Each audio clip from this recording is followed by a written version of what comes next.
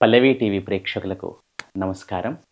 ఈ సంవత్సరము భాద్రపద శుద్ధ పౌర్ణమి ఆదివారం రోజు అనగా 7 సెప్టెంబర్ రోజున మనకు సంపూర్ణ చంద్రగ్రహణం అనేది ఏర్పడుతోంది. ఇది కుంభరాశిలో ఏర్పడుతోంది. కుంభరాశిలో కూడా ముఖ్యంగా శతభిష నక్షత్రము, పూర్వభాద్ర నక్షత్రాల్లో ఈ సంపూర్ణ చంద్రగ్రహణం అనేది ఏర్పడుతోంది. ఈ గ్రహణం యొక్క స్పర్శకాలం అంటే మొదలయ్యే కాలము రాత్రి 9:29 అలాగే ఈ గ్రహణం యొక్క మధ్యకాలము ఇంచుమించుగా 11:30 అలాగే ఈ గ్రహణం యొక్క అంత్యకాలము అంటే మోక్షకాలం అంటాం కదా, చివరిది అది ఇంచుమించుగా 1 గంట, అర్ధరాత్రి 1:30. మొత్తంగా చూసుకుంటే ఈ సంపూర్ణ గ్రహణం అనేది రాత్రి 9:59 నుంచి తీసుకుంటే ఇంచుమించుగా అర్ధరాత్రి 1:30 వరకు ఉంటుంది. అంటే 3:36 నుండి 40 నిమిషముల వరకు ఈ మొత్తం సంపూర్ణ చంద్రగ్రహణం అనేది ఏర్పడుతూ ఉంది. కుంభరాశి జాతకులు ఈ చంద్రగ్రహణాన్ని చూడకుండా ఉండటం ఉత్తమము.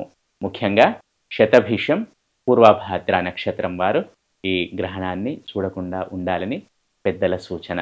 అలాగే ఈ సంపూర్ణ చంద్రగ్రహణం అనేది దక్షిణాయనంలో ఏర్పడుతుంది కాబట్టి వ్యాపార వర్గాలకు అంటే బిజినెస్ కమ్యూనిటీకి సంబంధించిన వారికి, అలాగే లెబోరియస్ వర్క్ చేసేవారికి అంటే కాయ కష్టం చేసుకునే వారికి, తమ శ్రమను చిందించి కష్టపడే వారికి కొంచెం అనుకూలంగా ఉండదు. ఈ రెండు వర్గాల వారికి, వ్యాపార వర్గం వారికి, శ్రామిక వర్గం వారికి ఈ గ్రహణం అనేది సత్ఫలితాలను ఇవ్వకపోవచ్చు. వారు జాగ్రత్తగా ఉండటము, ఈ గ్రహణాన్ని చూడకుండా ఉండటము సూచించడమైనది. అలాగే మేషం, వృషభం, కన్య, ధనుస్సు ఈ 4 రాశుల వారికి గ్రహణం ప్రభావం అంతగా ఉండదు అని చెప్పవచ్చును. అలాగే మిథునం, సింహం, తుల, మకరం ఈ రాశుల వారికి మధ్యమంగా ఉంటుంది అని చెప్పవచ్చును. అలాగే కర్కాటకము, వృశ్చికము, కుంభము, మీనము ఈ 4 రాశుల వారికి అధమంగా ఉంటుంది, అంటే కొంచెం ఇబ్బందికరంగా ఉంటుంది. ముఖ్యంగా కుంభరాశి జాతకులకు, అందులోనూ శతభిషం, పూర్వభాద్ర నక్షత్ర జాతకులకు ఈ గ్రహణం కొంచెం ఇబ్బందికరంగా ఉంటుంది. కాబట్టి ఈ చివరన చెప్పిన ఈ కర్కాటకము, వృశ్చికము, కుంభము, మీనము వీరు చూడకుండా ఉండటమే మంచిది, ముఖ్యంగా కుంభరాశి జాతకులు. అయితే ఒకవేళ ఈ గ్రహణ శాంతికి ఏం చేయాలి అంటే దానము.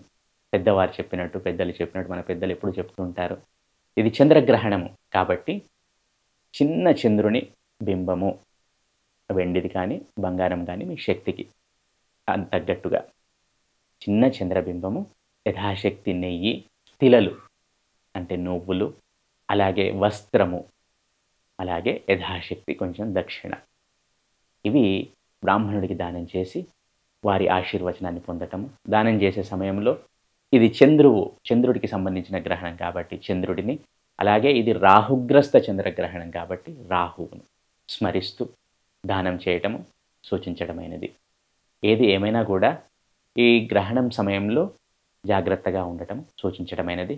అలాగే ఎవరైనా సరే గురువు గారి నుండి మంత్ర ఉపదేశము పొందినవారు, గురుముఖంగా మంత్ర ఉపదేశం పొందినవారు ఈ గ్రహణ సమయంలో, గ్రహణానికి ముందు స్నానం చేయాలి, మీకు అందరికీ ఐడియానే ఉంటుంది, గ్రహణం ముందు కూడా స్నానం చేయాలి, గ్రహణం విడిచిపెట్టిన తర్వాత కూడా స్నానం చేయాలి, ఇది మనందరికీ తెలిసిన విషయమే. అయితే గురుముఖంగా ఈ మంత్రోపదేశం పొందిన వారు ఈ గ్రహణ సమయంలో ఆ మంత్రాన్ని పదే పదే ఉచ్చరించటం, మంత్ర జపం చేయడం, మంత్ర సాధన చేయడం వలన చాలా ఉత్తమమైన ఫలితాలను పొందుతారు.